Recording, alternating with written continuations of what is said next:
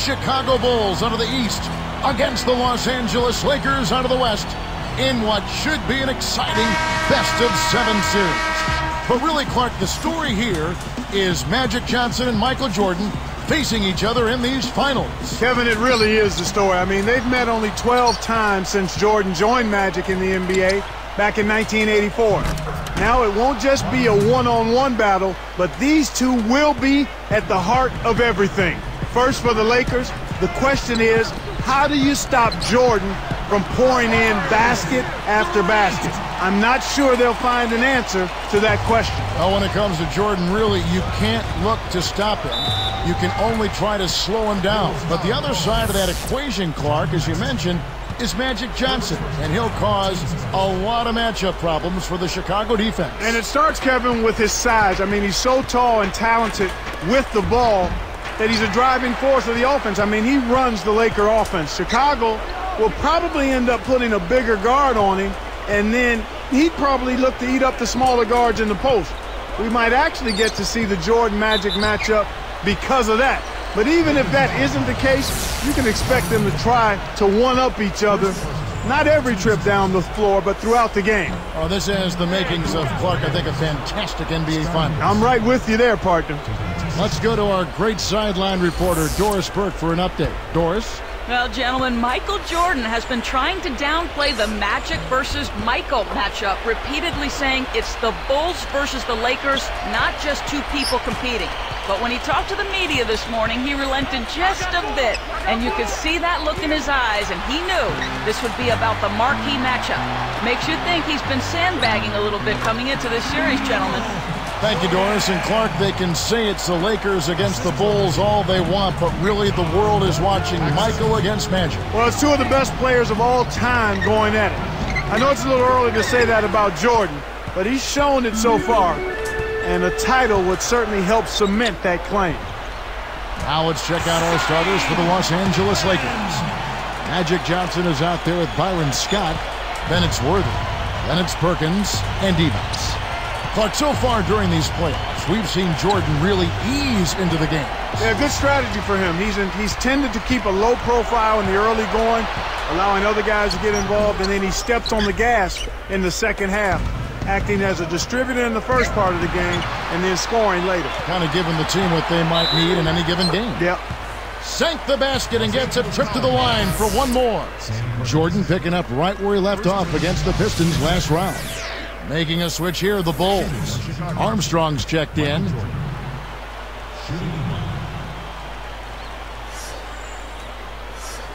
And no problem at the line here for the three-point play. Here's Johnson. Just over 3 minutes left in the first. So timeout called here, the first for Los Angeles.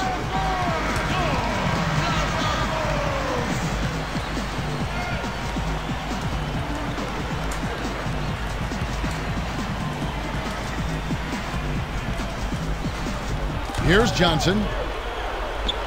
And here is Scott. They need this. Got a hand on it. And here are the Bulls now. The Bulls known to get out fast here at home, and they've done just that. Los Angeles foul call. The second person, third team. And the first one drops. Clark, this will be an ongoing story for the series. Does Worthy's ankle affect him? It has to, Kevin. I mean, he just can't be the same. He won't be the same. Against Portland, he was hesitant to put the ball on the floor. His go-to move is attacking the hoop from the top of the circle, and he just can't do that if the ankle's bothering him. The Lakers making a switch here. Jones is checked in.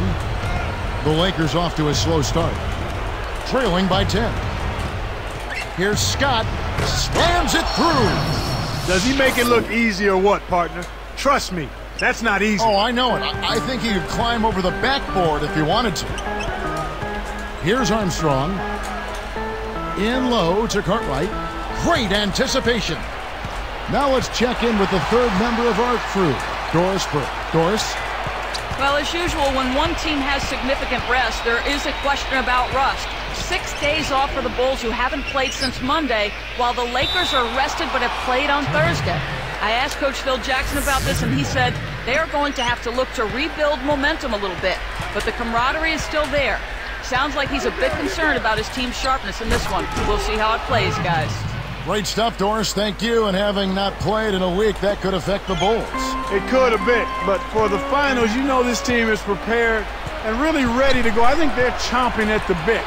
So I don't think the time off will be as much of a factor as some think. Now here's Jordan after Magic Johnson's miss, and Michael gets right point differential. Clark, what are some of the initial strategies we can expect from these two teams? You know, I think they'll want to start off the same way, Kev. Get the ball low into the post to get their big fellas on the roll early. And then if they can do that, it sets them up in their half-court game. And the Lakers making a change here. Brown's checked in.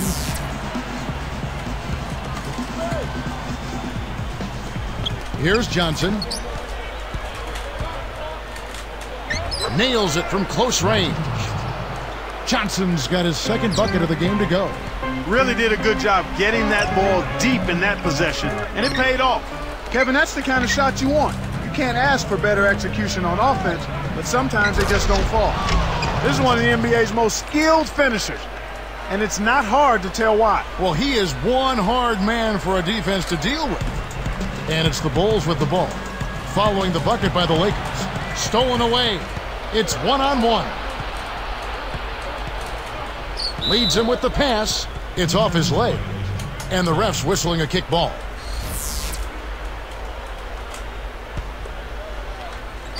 Here's Johnson.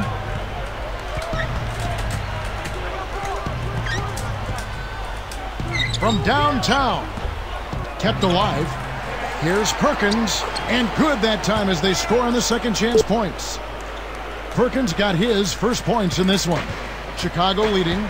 Clark, seeing Worthy out there, he's moving so much better than he was against Portland. Yeah, he really is, Kevin. I mean, he just wasn't himself with that injury.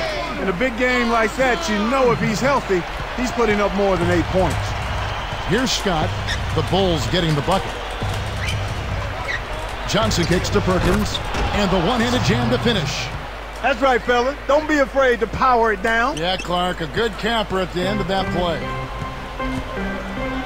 Here's Armstrong. Can't get it to go. And it's the Lakers taking it the other way. And back to Worthy. You could see him struggling with everything. Only going 3 of 12. That's just not him. Not at all, Kevin, especially if you look at how efficient he's been from the floor throughout his career. But he does look better now and should be back to his old ways soon. And that spells trouble for Chicago. It does. Catching up on the changes for Chicago. Bill Cartwright, he's checked in for Purdue. Grant comes in for Scottie Pippen. And it's Paxson in for B.J. Armstrong. And the Lakers making a change here. B.J. Armstrong's checked in for John Paxson.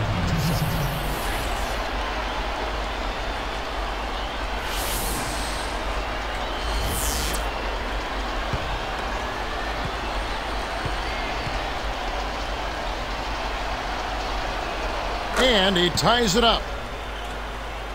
Here's Armstrong. 19 seconds left in the first quarter. Back to Grant. And that one's in from the low post. I tell you what, Kevin, both teams have been on a tear. This could be a very high-scoring game. Here's Scott. And that's collected by Grant. Here's King. And that's off as he tries to beat the buzzer. And a lot of offense on display.